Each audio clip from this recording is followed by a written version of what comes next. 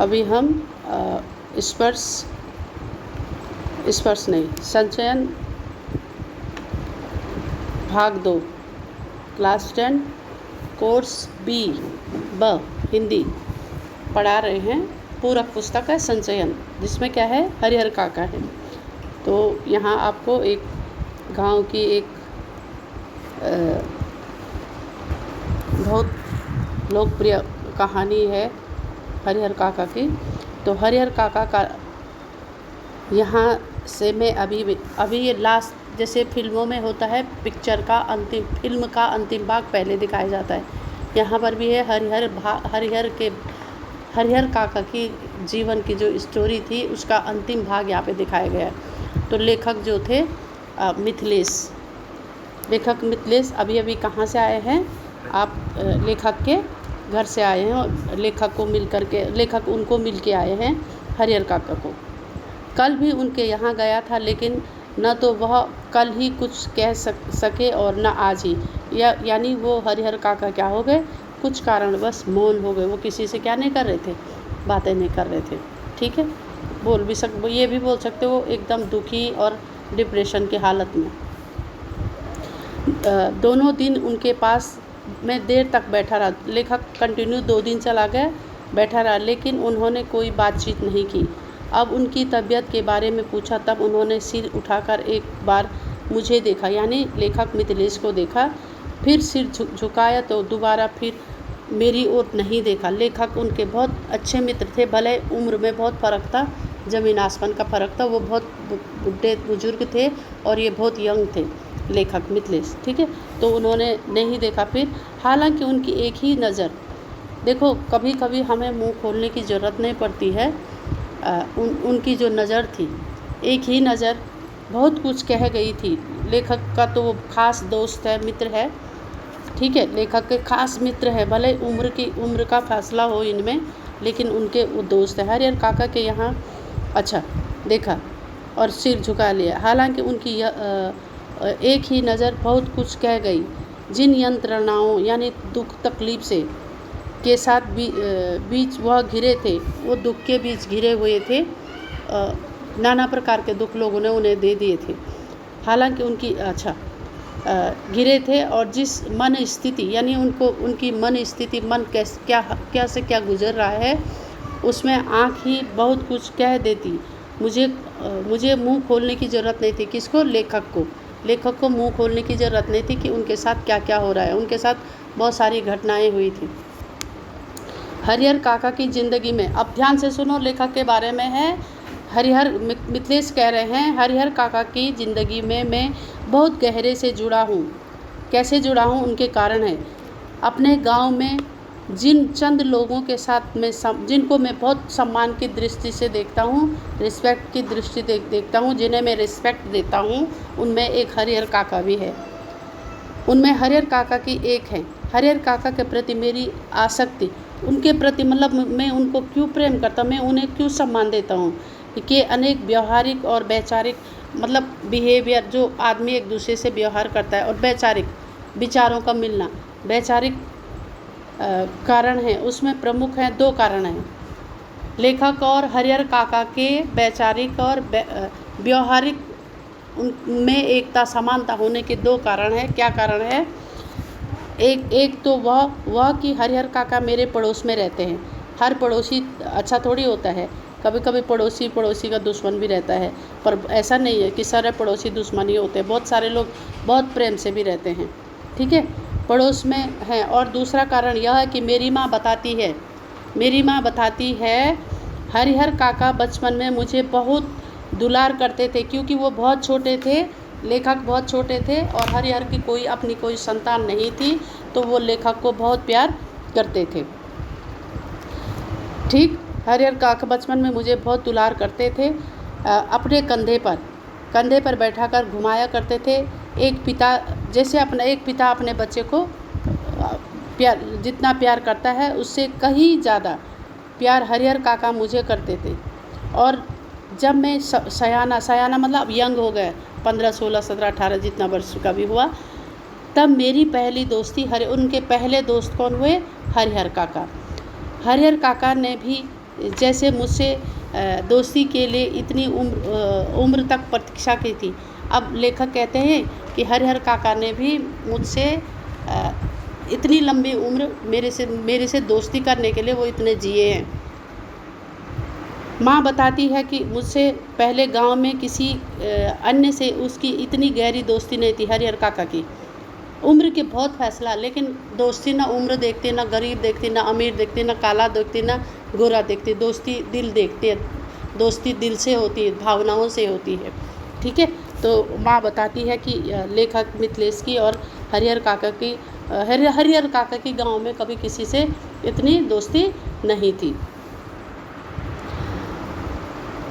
अब क्या होता है, वह मुझसे कुछ नहीं छुपाते थे। जैसे आप लोग आपस में बात करते हो, छोटे बच्चे बड़े, आप जितनी उम्र के हैं उस हिसाब से अपनी बात करते हो। वो भी दोनों बहुत खास दोस्त के समान थे और एक दूसरे से बहुत बातें करते थे।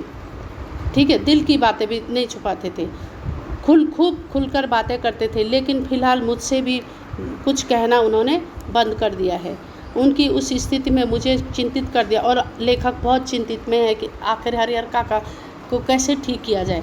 जैसे कोई नाव बीच मझधार में, अब सुनो, एक समुद्र हो, समुद्र के बीच में कोई बोट है और उसमें लोग हैं।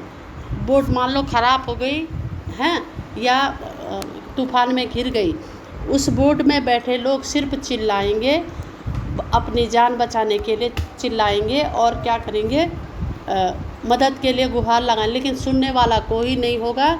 और उनको अंत में क्या करना पड़ेगा, उधर ही क्या करना पड़ेगा, जल समाधि लेनी पड़ेगी धीरे धीरे, क्योंकि समुद्र है, उसके आसपास आप चिल्ला रहे हो, आवाज़ लगा रहे हो, आपको कोई नहीं सुन रहा है।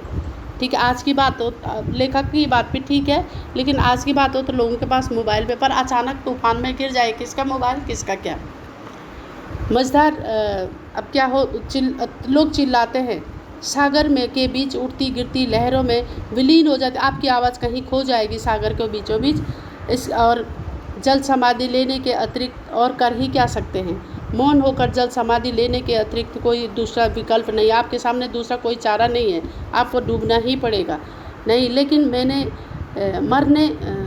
मन इसे मानने को कतई तैयार, लेखक का मन बिल्कुल तैयार नहीं। जीने की लालसा की वजह से बेचैन और छटपटाहट बढ़ गई। देखो, हर कोई बहुत बीमार है, वो भी ठीक होना चाहता, मरना कौन चाहता, कोई भी नहीं चाहता है। हर हाल में कोशिश करते हैं कि मुझे इलाज करना है। ठीक है, तो बचना तो कोई मरना नहीं चाहता है। कुछ ऐसी ही स्थिति के बीच हरिहर काका गिर आए थे और आज हरिहर काका की भी स्थिति क्या हो गई थी, बहुत ख़राब हो गई थी। वो दुविधा में फंसे हुए। ठीक, और अब आगे देखो, अगले पृष्ठ में हरिहर काका के बारे में मैं सोचता हूँ तो लगता है कि वह यह समझ नहीं पा रहे हैं कि कहे तो क्या कहे। मतलब लेखक समझ रहे हैं कि हरिहर कुछ अब बोलना उनके पास अब शब्द भी नहीं रह गए, क्योंकि बहुत बोल चुके हैं संसार में, बहुत लोगों ने उन्हें धोखा दिया है। अपने लोग अपने नहीं हुए तो अब क्या बोलना किसी से, अब ये मौन हो चुके हैं।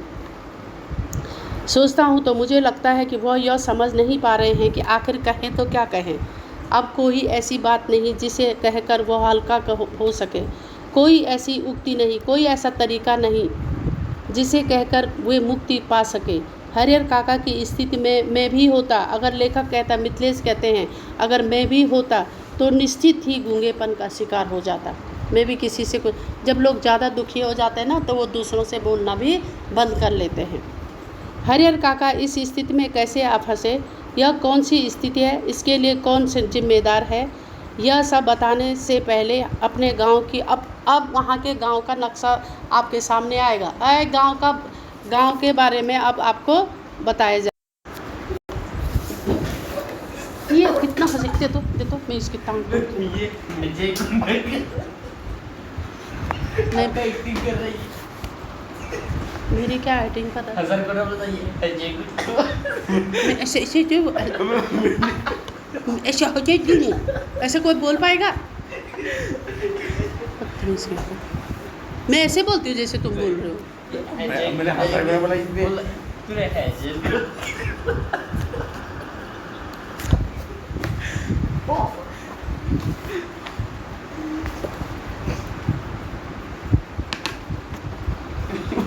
पेज भी नहीं पढ़ाने दे रहे, कैसे कैसे बनेगा ये भी? तुम भी पढ़ना है, मैं चाहूँ तो नहीं पढ़ाऊँ ना मैं, इसके लिए ही पढ़ा रही मैं, उसके लिए उसने पढ़ा हुआ, इसलिए वो तमीज़ 4 नंबर का आएगा ये, बस 4 नंबर का एक क्वेश्चन 4 नंबर का आएगा इस क्वेश्चन से, इस लेसन से। पागल कहीं का पढ़ कर रहा, खींच कर रहा, ऐसे मत करो। माँ को फ़ोन लगाओ यार, कसम से वीडियो कॉल करूँ मैं माँ को। अच्छा अब चुपचाप रहो, हट बदतमीज़ कहीं के, पता नहीं कहाँ चली गई।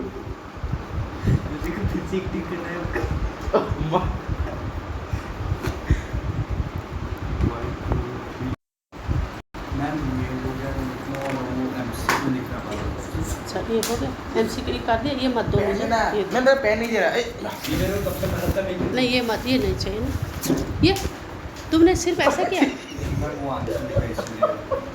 अरे तो आंसर लिख देते ना, कौन सा किया, कहाँ से किया? 11 से स्टार्ट किया। यहाँ से मेरा पेन नहीं दे रहा है, मैं भी एकदम से मेरे को मार रहा है। इधर ला। तुम लोग ना बहुत एकदम इतने ऐसे कैसे हो सकते, इतने बड़े बड़े बच्चे ऐसे ऐसे कैसे हो सकते? तुम वो करते हैं, कभी देखा ऐसी हरकत करते हुए? एक कभी नहीं करेंगे वो तो।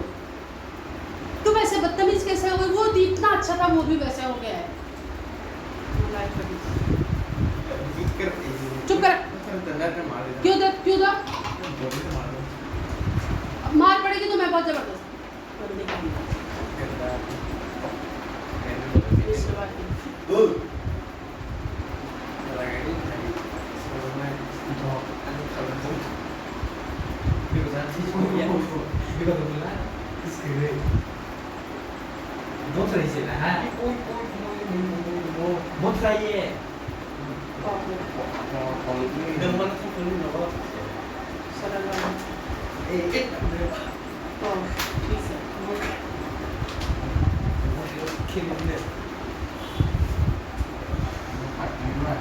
संयुक्त वाक्य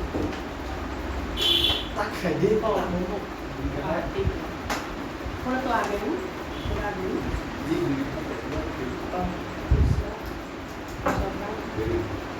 साधन है ना,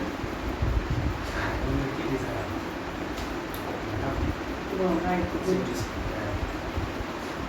फिर मिश्रण, राइट, वेरी गुड, फिर मिश्रण,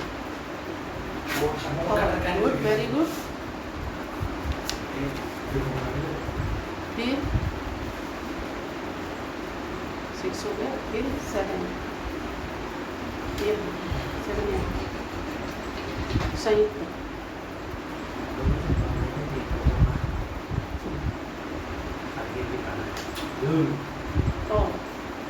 यस वेरी गुड, 8 सरल,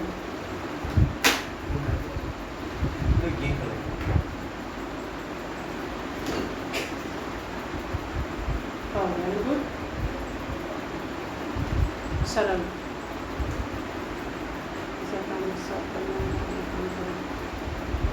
वेरी गुड, अरे वाह बहुत अच्छा। तुम लिख लेते ना, नोट्स बन जाता। पापा आज ही का एग्जाम नहीं देना तुम्हें, हमें बोर्ड के लिए तैयार होना है, ठीक है? प्रैक्टिस करने के लिए ठीक है, लेकिन हमको नोट्स भी तैयार करने हैं, ठीक है? क्वेश्चन लिखा करो, थोड़ा देर होगी कोई बात नहीं है, हमें मार्क्स के लिए भी चाहिए। 9 को करना सरल में बनाना, तो वेरी गुड, फिर मिश्र में जब मिस ये वाला थोड़ा गलत नहीं, 10 का ठीक है, 11 का ये हाँ हाँ हाँ बताओ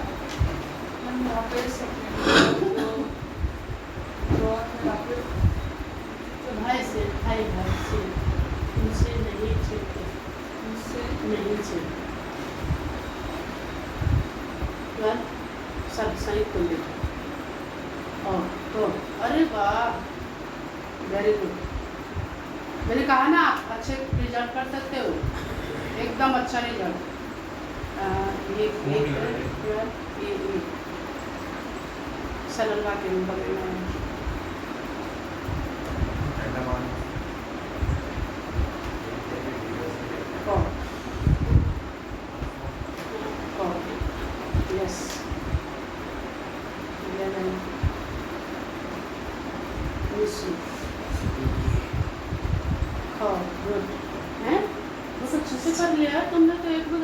भी आप तक चेक किया है बहुत अच्छा हुआ लगा के ऑनलाइन थे ना आप तो मैं पढ़ा रही थी यस सही हुआ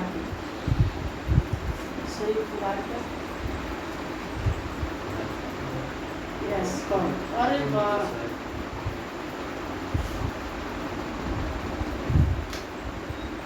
गाइस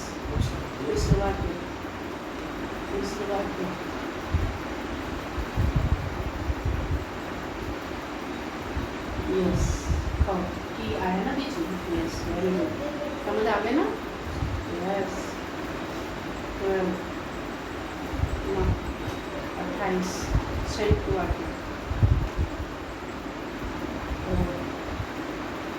राइट जो लोग सरल बात लोग कमिश होते हैं लोग सदा वेरी गुड मिस्र वाक्य फोन नहीं करेगी कब से नेट अरे नेट तो ऊपर देते हाँ नेट हाँ। कोई बात नहीं इसलिए आज Yes. फोन नहीं चलाएंगे मिस्र वाक्य तो करो तो सोना जब अरे वाह वेरी गुड कितने हुए 30 क्वेश्चन और प्राइस दे दो 11 से कितने 20 हुए ना 20 का 20 प्राइस दे दो वाह क्या प्राइज मैं अभी मेरे को फ्री दे दो आशीर्वाद देते आशीर्वाद से बड़ा कोई प्राइज होता है ये तो आशीर्वाद दे ही रही हूँ उसको आशीर्वाद दे रही हूँ कि किसी तो हमने दी अच्छे न मनाए नहीं उससे बड़ी आशीर्वाद क्या हो सकता है हमने दी थी का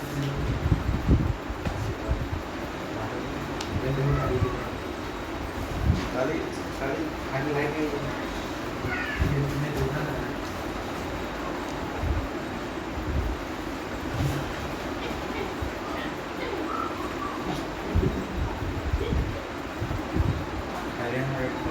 ये वाला किया